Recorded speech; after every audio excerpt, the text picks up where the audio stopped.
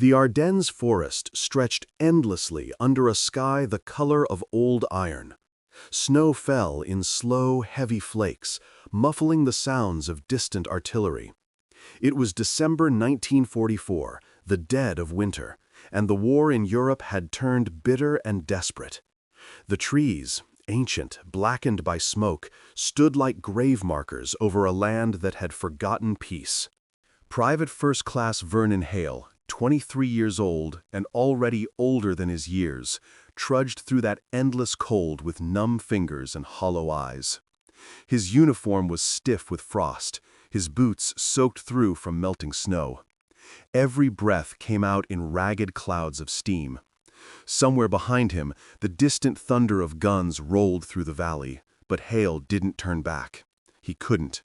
There was nothing left behind him, only death and ruin. He was the last survivor of his squad. 2 days earlier, his unit, part of the U.S. 2nd Infantry Division, had been ambushed near a small Belgian hamlet called Lanzerath. The Germans had struck at dawn, breaking through the forest like a swarm of hornets. Mortar shells had rained down, tearing men apart before they even knew what was happening. Hale had thrown himself into a ditch, the world erupting above him in flashes of orange and white. When he crawled out hours later, the trees were burning and his brothers in arms were gone. He'd tried to find the others, shouting their names through the smoke. No answer, just silence and the crackle of fire. He'd scavenged what he could: a rifle, 3 ammo clips, a canteen, and a half-empty ration tin, and disappeared into the woods before the German patrols arrived. Since then, he'd been walking, guided only by instinct and the faint hope of finding the American line again. The first night, he'd hidden under the roots of a fallen tree, shaking uncontrollably as snow piled over him. He dreamed of home, of Oklahoma wheat fields, sunlight, and his mother's voice, but woke to the sound of engines growling in the distance. On the second day, he found a frozen creek and followed it south, eating snow to wet his cracked lips. Hunger gnawed at him like an animal. His hands were so stiff he could barely reload his rifle. By the morning of the third day, exhaustion had become a dull companion. Every step felt heavier than the last. He stumbled into a clearing and dropped to one knee, resting his rifle across his lap. The forest was eerily still. Not even birds sang. Only the whisper of falling snow filled the air. Then, voices. Hale froze. He pressed himself against a tree trunk, straining to listen. At first it was faint, a murmur carried on the wind. Then clearer, men talking, boots crunching on frozen ground. He risked a glance over the ridge, and what he saw made his blood run cold. A column of German soldiers, at least 100 strong, moving slowly along a narrow forest road below him. Their gray uniforms blended into the fog, their helmets dusted white with snow. Some dragged wounded comrades on sleds, others carried rifles slung low. They were tired, dirty, but disciplined. Hale counted quickly: 10, 20, 40, 60, more. Too many, far too many. He ducked down again, heart hammering in his chest. Jesus, that's an entire company. If they saw him, he wouldn't last 30 seconds. But something about them was strange. Their formation was loose, their heads down. They weren't marching to attack. They were retreating.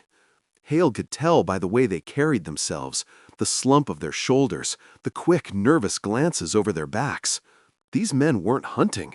They were running. He stayed low, watching them through the trees. Their officer, a tall man with an iron cross on his chest, kept glancing at a map, shouting terse orders. They were lost, Hale realized.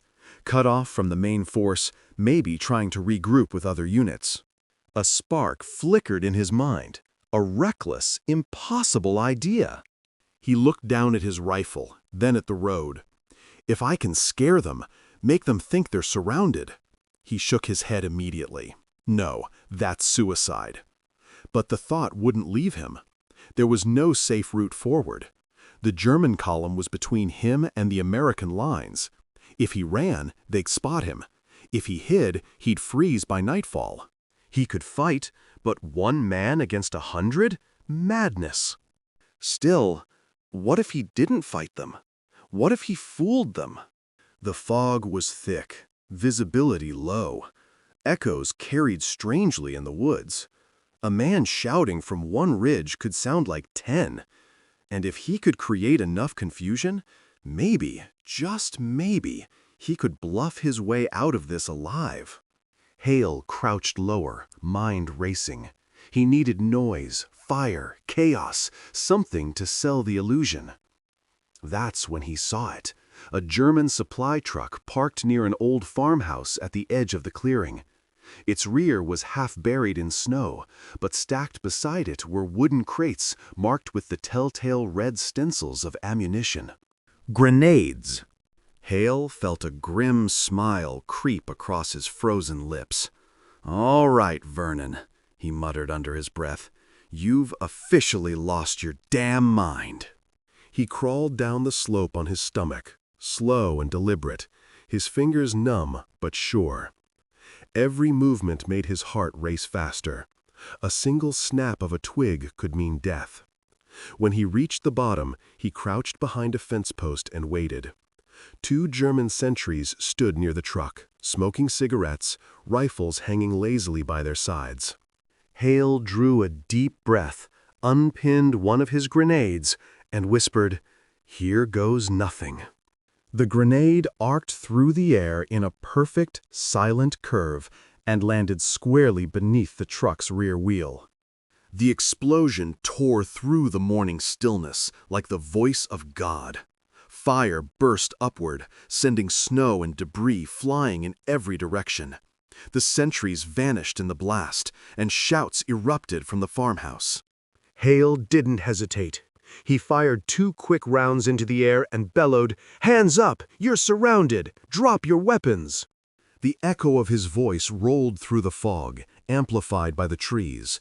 It sounded like a dozen men shouting in unison. Somewhere inside the farmhouse, a German shouted back, panicked and confused.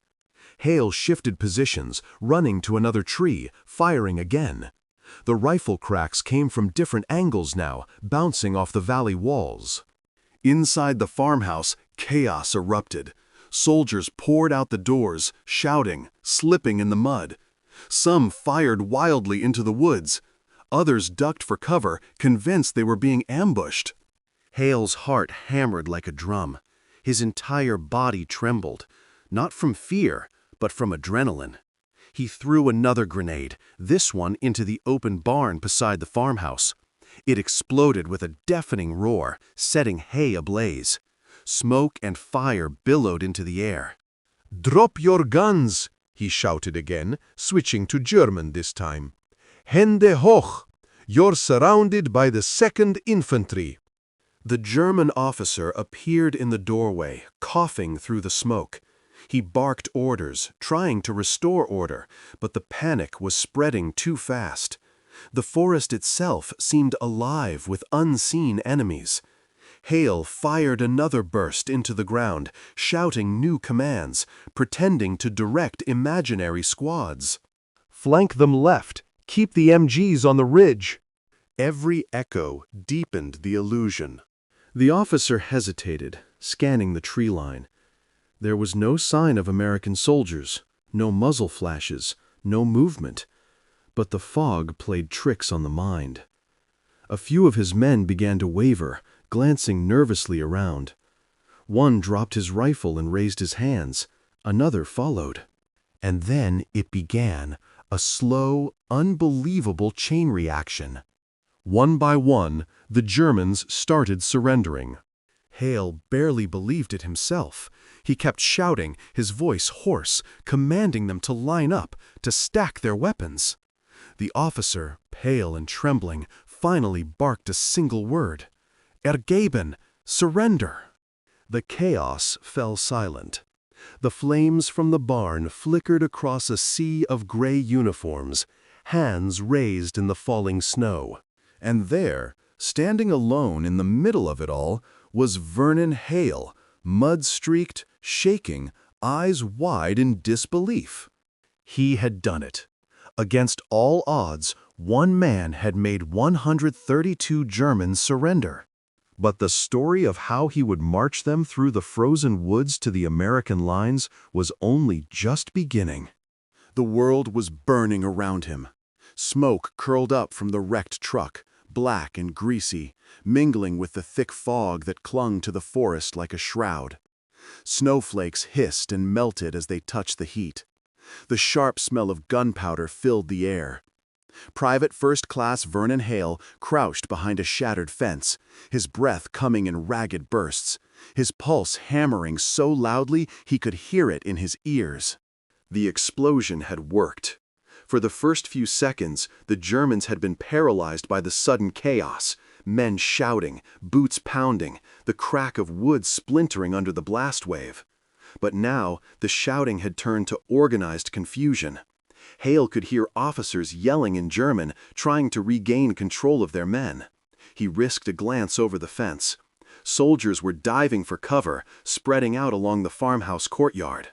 A few were already firing wildly into the woods, convinced that an American ambush was closing in.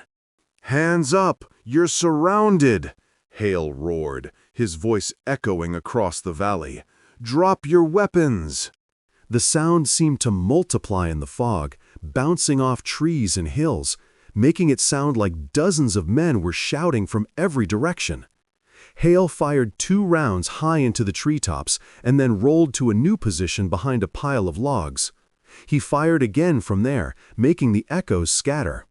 From the enemy's point of view, it was impossible to tell where the shots came from or how many rifles there were. The Germans hesitated. Their lieutenant, a tall, angular man with a gray coat and an iron cross on his collar, shouted something Hale couldn't make out. Some soldiers turned to face the woods, others backed toward the farmhouse. The line was breaking. Panic had a scent, and Hale could smell it. He reached into the pouch on his belt, found another grenade, and yanked the pin. The metal lever sprang free with a clink. Hale counted under his breath. 1, 2, and lobbed it toward the barn.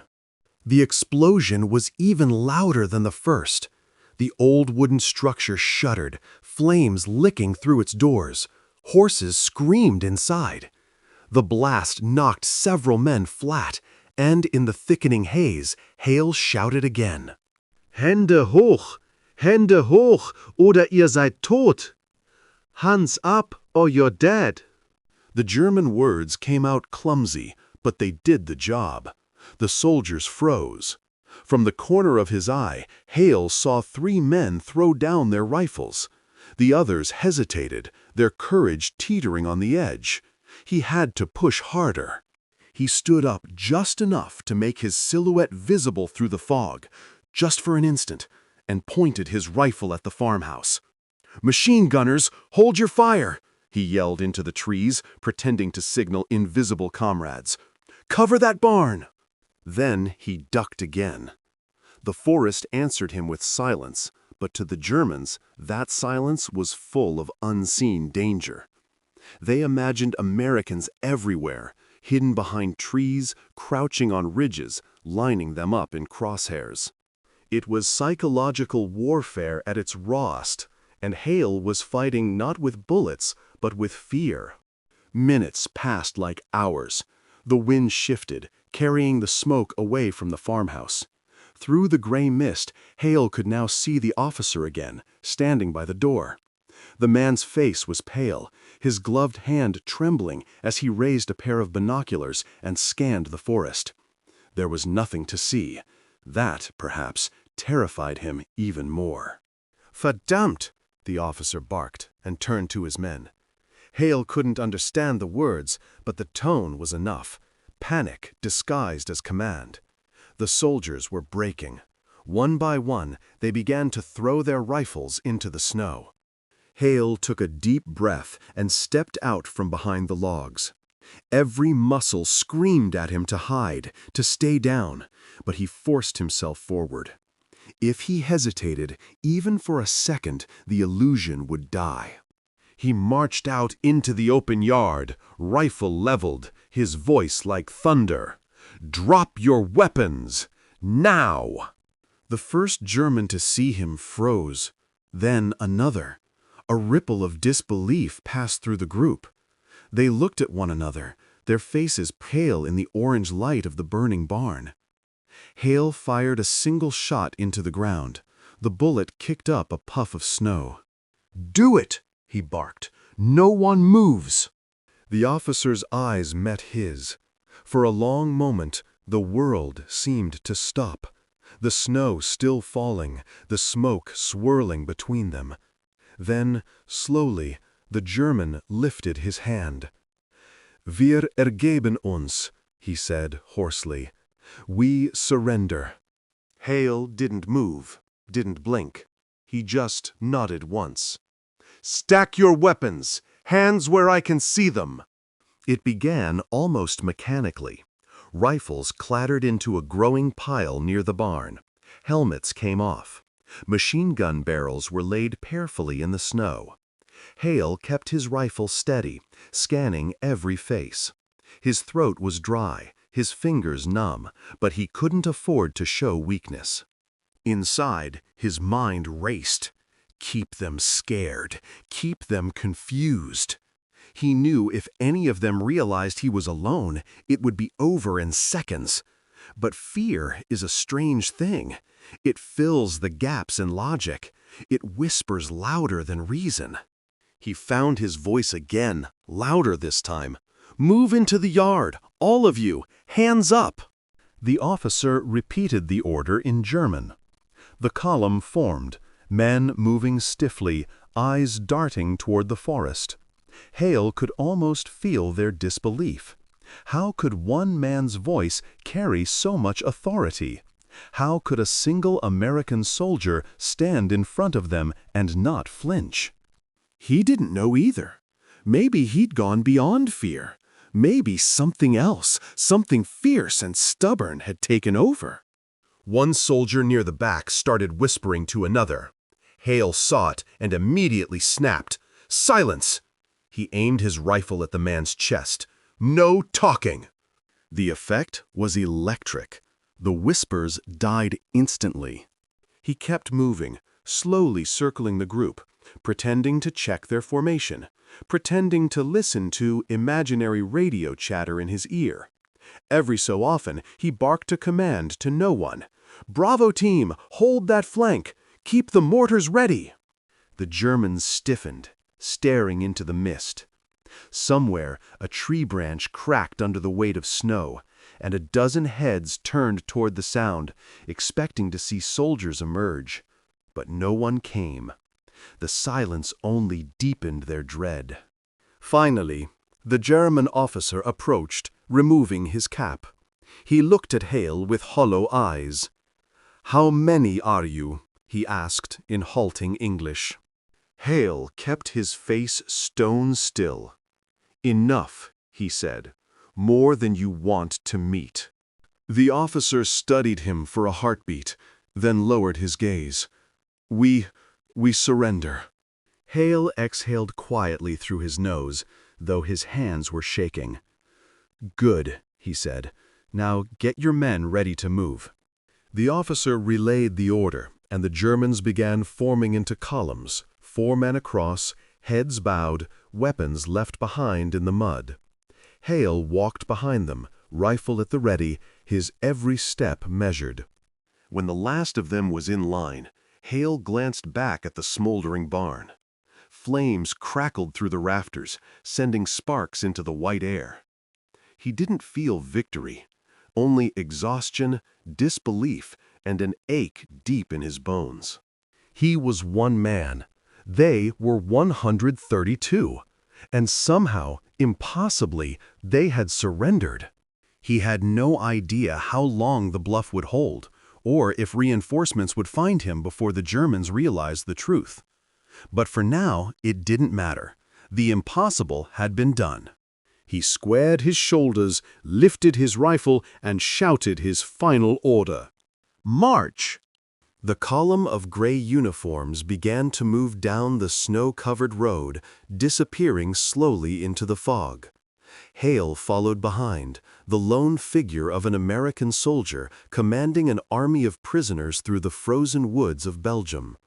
Each step echoed in the silence, and with every echo, the legend began to take root, born not of strength or firepower, but of nerve, cunning, and the sheer unbreakable will of one man who refused to die quietly in the cold. The snow fell harder now, thick flakes swirling in the pale light of the overcast sky. Each one landed softly on helmets and shoulders, blending into a slow-moving river of gray that wound through the forest. Hale trudged at the rear of the column, boots crunching on the icy road, his rifle steady in his hands. Before him, 132 German soldiers marched in silence, heads bowed, weapons abandoned, their breath rising in thin clouds. The world had gone still, except for the rhythmic sound of marching feet. Somewhere behind the clouds, the sun was trying to rise, but the Ardennes winter refused to give way. The cold bit into Hale's skin, seeped through his torn gloves, gnawed at the tips of his fingers. Every step felt heavier than the last. He didn't dare relax, not for a second. The illusion had to hold. In the minds of the captured soldiers, Hale was not alone. Somewhere beyond the mist, they imagined dozens, no, hundreds of American troops surrounding them, watching every move. They imagined machine guns hidden among the trees, radios crackling with coded messages, artillery waiting for a single wrong step. And Hale kept feeding that illusion. "Keep it tight," he shouted suddenly. "No stragglers. I've got you covered." The Germans stiffened and tightened their formation. He saw one of them glance nervously into the forest. Hale followed his gaze, pretending to check for his invisible men, nodding approvingly as if they were exactly where he expected them to be. Inside, though, his nerves were unraveling. His heart hammered in his chest like a drum. His body screamed for rest, for warmth, for food. He hadn't eaten since dawn the previous day. He was down to a handful of bullets, his canteen nearly empty. But there was no time for weakness. Weakness meant death. He walked with a soldier's rhythm, steady, sure, every step deliberate. He'd learned in training that confidence could be a weapon. Now it was his only one. After an hour, the fog thickened until he could barely see the front of the column. The road wound through dense trees, their branches heavy with snow. He could hear the faint creak of ice in the distance, a frozen stream somewhere nearby. Suddenly, one of the prisoners stumbled and fell, his boots slipping on a patch of ice. The man groaned, clutching his knee. Two others stopped to help him up. Hale raised his rifle instantly. "Keep moving," he barked. The tone made them freeze. Even the wounded man struggled to his feet and limped back into line. The others exchanged quick, fearful glances and resumed the march. Hale's voice, steady and commanding, carried the weight of authority, the kind that didn't need proof. Inside, he hated every second of it. He wasn't cruel, but he knew fear was the only thing keeping him alive. If one man decided to test him, if one officer began to suspect the truth, the entire illusion would crumble, and 132 men would turn on him like wolves.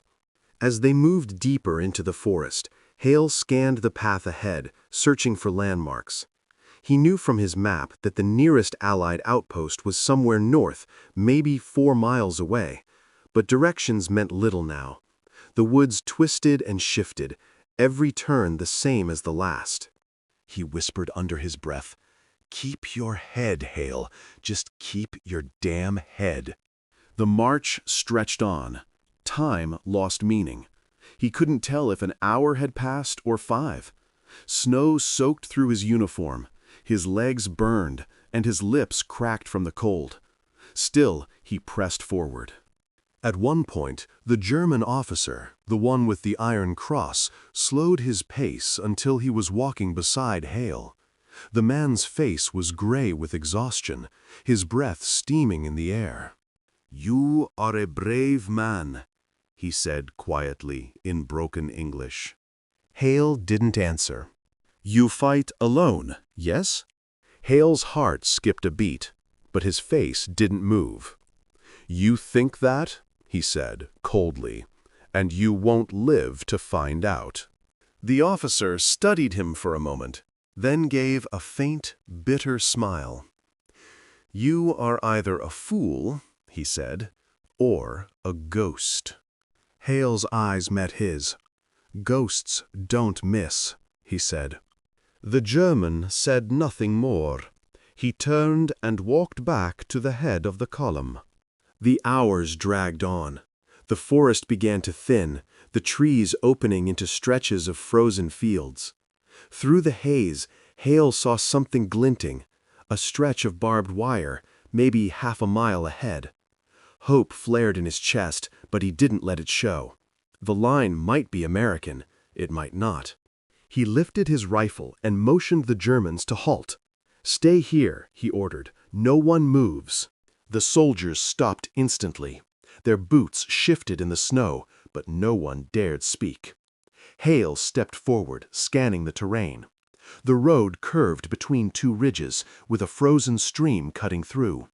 He crouched low, crawling up a small rise to get a better view. And there, like a miracle, he saw it. The American flag. It was small, half buried under frost, hanging limply from a post near a cluster of sandbags. The outlines of dug-in foxholes dotted the ridge. Relief hit him like a punch. He almost laughed, but the sound caught in his throat. He'd made it. Against every possible odd, he'd actually made it. He slid back down the ridge, his pulse racing. Now came the hardest part. If the American sentry saw 132 Germans marching toward them, they'd open fire before asking questions. Hale had to make them understand, fast. He turned to the German officer. "We're near my lines," he said. "You'll order your men to keep their hands high and march straight ahead. No tricks." The officer nodded solemnly. "We will obey." "Good." Hale hesitated, then added, "If anyone runs, I shoot him first." The officer's gaze was steady. "You don't have enough bullets." Hale's voice dropped to a growl. "Try me." A long silence. Then the officer nodded again. Hale took his position behind the column, raised his rifle, and gave the order. "Forward!" The gray line began to move again, the snow crunching underfoot. Ahead, on the ridge, movement flickered. Helmeted shapes, rifles lifting, voices shouting. The American outpost had seen them. "Hold your fire!" Hale roared, waving his rifle above his head. "Friendly! Friendly! Coming through with prisoners!" There was a tense pause. The barrels of the rifles didn't lower. Then, a single American voice answered from the ridge. "Identify yourself!" Hale's throat felt raw. "Private First Class Vernon Hale, 504th Infantry," he shouted. "I've got prisoners, 132 of them." The silence that followed was almost surreal. Then, like thunder rolling through the valley, came the sound of boots scrambling, rifles lowering, men shouting in disbelief. Hale exhaled a breath he hadn't realized he'd been holding. He lowered his rifle and stood tall as the first American soldiers came running down the hill toward him, their eyes wide with shock. Behind him, the long column of Germans trudged forward, their hands still raised, their faces drawn and weary. The sight was almost biblical. One lone American leading an army of defeated men through the snow. As they approached the line, an American lieutenant ran up to Hale, his expression torn between awe and confusion. "What the hell happened here?" he demanded. Hale just smiled faintly, the exhaustion finally breaking through. "Guess they didn't like the odds," he said. The lieutenant looked past him at the endless column of prisoners, then back at Hale. "You took them? Alone?" Hale nodded once. "Yeah." He tried to say more, but the words wouldn't come. The adrenaline that had kept him alive drained from his body in an instant. His knees buckled. The world tilted. Strong hands caught him before he fell. As darkness closed in, Hale heard distant voices, American voices, calling for medics, cheering, laughing in disbelief. Someone said, "He captured 132, alone." He wanted to tell them it wasn't bravery, it was bluff and desperation. But before he could speak, the world went black. The forest fell silent once more, save for the echo of marching boots.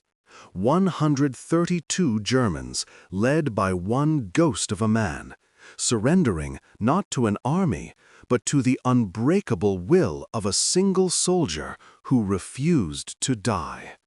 When Vernon Hale awoke, the world was quiet except for the faint hum of a generator and the distant murmur of voices. For a long time, he didn't move. He lay there, staring at the canvas ceiling above him, unsure whether he was alive or dreaming. The warmth around him felt unreal, the smell of coffee, the softness of a blanket, the subtle vibration of a heater somewhere nearby.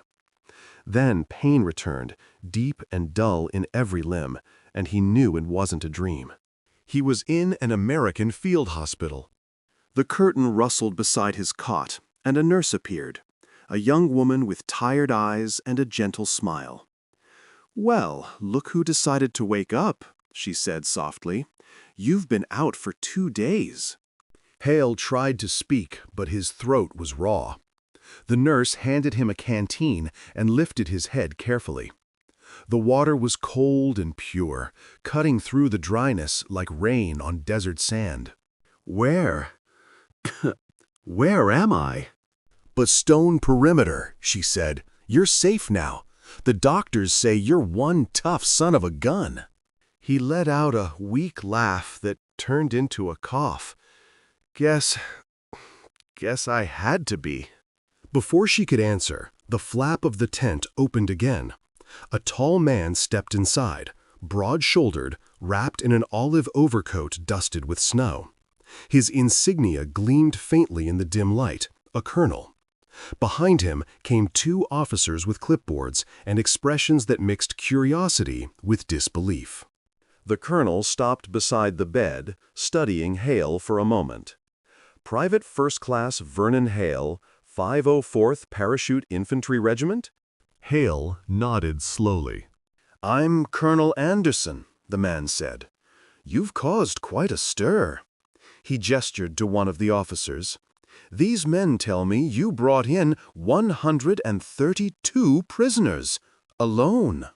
Hale blanked, unsure how to answer.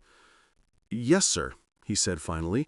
That's about right." The colonel's brow furrowed. "Would you care to explain how in God's name you managed that?" Hale shifted slightly, grimacing as pain shot through his side. "Sir," he said quietly, "to be honest, I'm not sure myself." The officers exchanged skeptical glances, but the colonel raised a hand, motioning for him to continue. Hale took a breath. "We were part of a convoy, supplies headed east. We got hit outside a village near the Siegfried line. Mortars, machine gun fire, it was chaos. Most of our trucks went up in flames. I got thrown clear when one of the fuel carriers blew. When I came to, the rest of the unit was gone, either dead or scattered." He paused, staring past them, seeing again the snow, the smoke, the echo of distant gunfire. "I found a farmhouse," he went on. "German patrol had taken it. I counted over 100 of them, maybe more. I had 2 grenades, my rifle, and a few rounds left. Could have run. Should have, maybe. But if they stayed there, they'd have had a clear shot at our retreating lines." "So you decided to take them on?" one officer said, half incredulous, half amused. Hale met his gaze, unflinching. I decided to make them think I wasn't alone." The colonel's eyes narrowed slightly. "Go on." "I threw a grenade into one of their trucks, made it look like artillery. Shouted commands into the woods, fired from different spots. Kept moving, changing positions. Used their panic against them." He stopped again, voice rough. "They thought there was a whole company out there." "And they surrendered to you?" the colonel asked slowly. Hale nodded. "Eventually. Their officer gave the order himself. I just didn't give them time to think." For a long moment, no one spoke. The officers scribbled notes, exchanging glances that said more than words ever could. Finally, the colonel leaned back slightly, his expression unreadable. "Private," he said, "you understand that if this story checks out, and all reports so far say it does, you've just made history." Hale looked away, eyes heavy with exhaustion. "Sir," he said softly, "I didn't set out to make history. I just didn't want to die." The colonel studied him in silence for a few seconds more, then nodded. "Understood. Rest, son. You've earned it." When they left, the tent grew quiet again. The nurse returned, adjusting the blanket around him. "They say they're writing your name into the official reports," she said with a small smile. "They're calling you the man who captured an army." Hale shook his head faintly. "Army?" he whispered. "Just men. Scared men. Same as me." She said nothing more. That night, he dreamed of the march.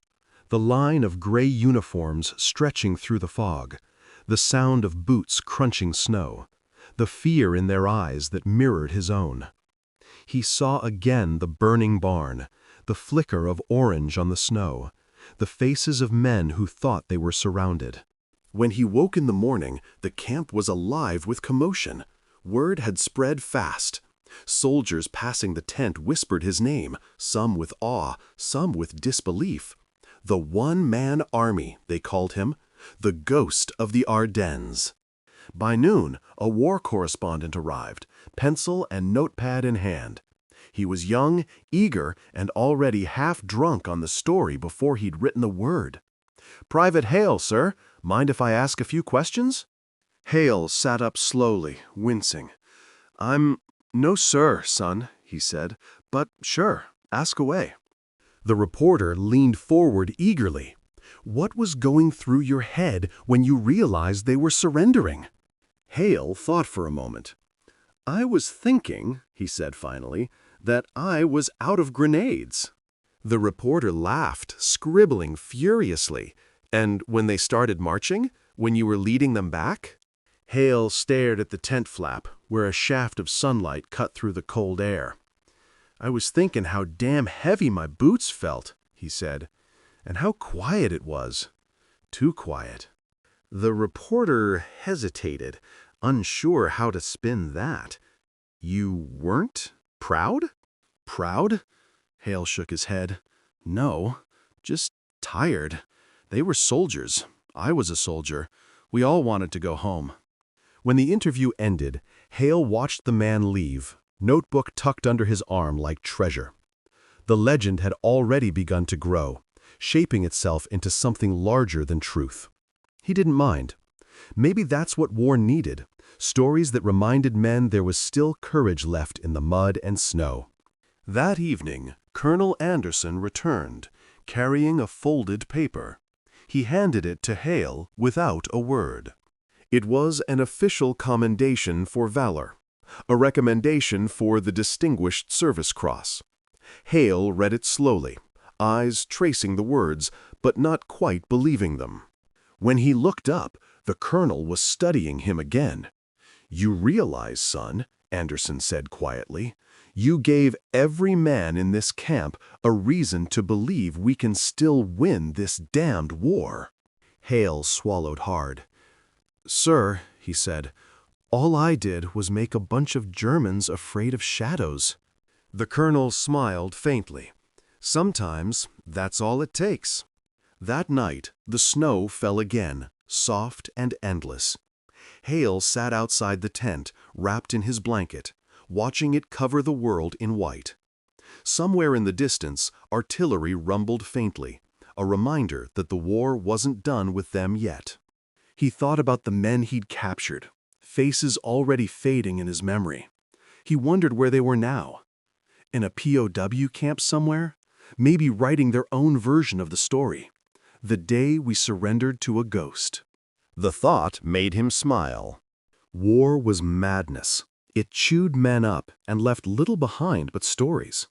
Maybe that was the only way to survive it, by turning chaos into legend, pain into something that might, for a moment, feel like meaning. And so, the soldier who had captured an army sat beneath the falling snow, his rifle resting across his knees, staring into the frozen horizon. He didn't feel like a hero. He never would. But history didn't care what he felt. It only remembered what he did. Years passed. The snow of the Ardennes melted into history, and with it, so did the sounds of that terrible winter. The crack of rifles, the scream of artillery, the rumble of tanks lost in the fog. Europe healed, slowly and painfully, and the soldiers who survived went home carrying ghosts that never quite left them. Private First Class Vernon Hale went home too. When the ship carrying him across the Atlantic cut through the gray waters, he stood on deck with a duffel bag at his feet, staring at the endless ocean. The salt wind burned his eyes, but he didn't blink. Around him, men laughed, sang, and shouted with the raw joy of going home. Hale smiled faintly, but didn't join in. He had seen too much, lost too many. When they docked in New York Harbor, the city was alive with light and flags. Bands played, crowds cheered, women waved handkerchiefs from the piers. The Statue of Liberty rose from the fog like a ghost made of bronze. Hale stood among the other soldiers, trying to feel what they felt. Triumph, relief, victory. But inside him, there was only quiet. He went home to Illinois, to a small town surrounded by fields that stretched forever. The train station was empty when he arrived. No banners, no brass band, just his father waiting in a worn coat and hat. The two men looked at each other for a long time before the old man said, "You did good, son." Hale nodded. "Just glad it's over." They didn't talk much about the war. Most didn't.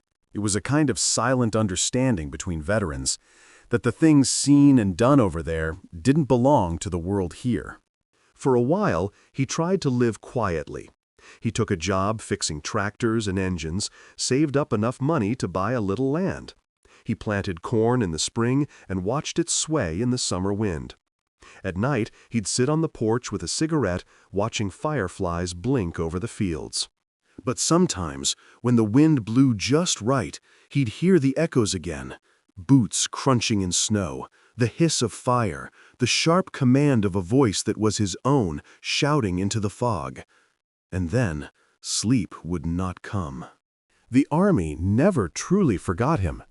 They pinned medals to his chest, wrote articles in newspapers, called him the one-man army of the Ardennes. He was invited to banquets, to interviews, to parades where people cheered and photographers snapped his picture. But the cheers never felt real. At one of those ceremonies, years later, a general shook his hand and said, "Private Hale, your courage reminds us what it means to be American." Hale smiled politely and said, "Sir, courage is just what's left when fear runs out." The general didn't know how to answer that. After that day, Hale stopped attending ceremonies. He sent letters of thanks when the army contacted him, but declined most invitations. "The war's over," he would write. "Let it rest." Yet the legend didn't rest. Writers picked up his story, dressing it in grander words. Some said he'd been armed with a machine gun and half a dozen grenades. Others claimed he had help from unseen snipers, or that he'd captured not 132, but 150 men. Truth twisted into myth, and Hale's simple act of survival became something larger than life. He never corrected them. In the 1960s, a journalist tracked him down for a feature titled The Ghost of the Ardennes. Hale was gray-haired by then, lines etched deep into his face, but his eyes were still steady, calm and sharp as a winter morning. The young man set up his tape recorder and asked, "Mr. Hale, do you think of yourself as a hero?" Hale looked out the window for a long moment before answering. "No," he said softly. "Heroes don't come back. The rest of us just did what we had to." The reporter waited, hoping he'd say more, but he didn't. The old soldier just sat there, listening to the wind outside, the faint creak of the farmhouse settling.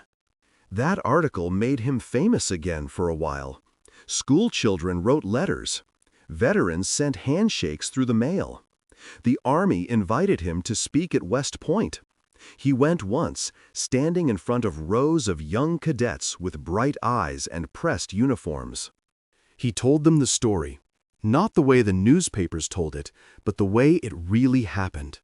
How he was scared, how every choice he made came from instinct and desperation. He told them how war isn't glory, but endurance. How victory, sometimes, is just surviving the day.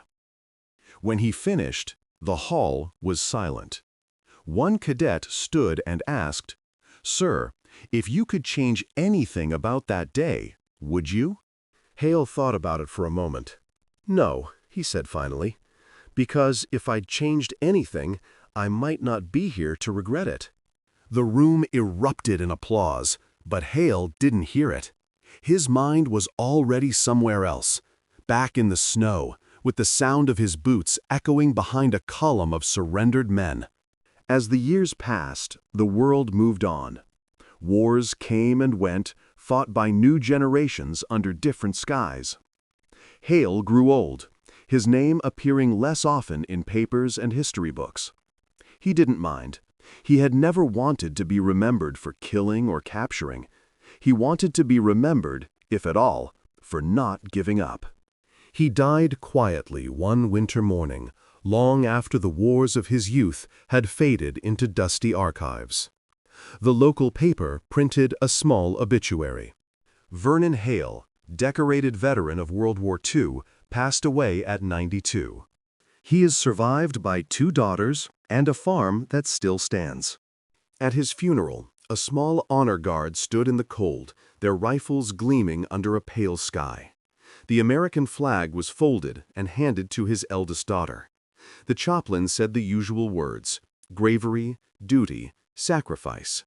But those who had known him knew that what defined Vernon Hale wasn't just courage, it was something quieter. The stubborn will to keep standing when everything else had fallen. Years later, a young historian researching obscure stories of World War II came across Hale's records. Reading the faded reports, she was struck not by the numbers or the medals, but by a single line in Hale's debrief. "I didn't win anything. I just kept them scared long enough to stop shooting." That line became the opening of her book, The Ghost Who Walked Alone. It reignited his legend, retelling the story not as a tale of war, but as a testament to human will, the kind that defies logic, fear, and even death itself.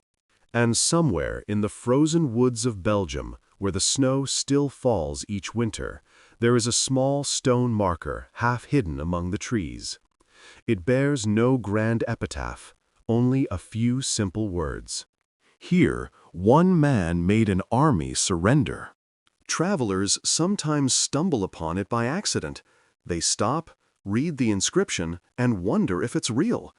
Some take pictures, others shake their heads, thinking it must be legend. But the forest remembers.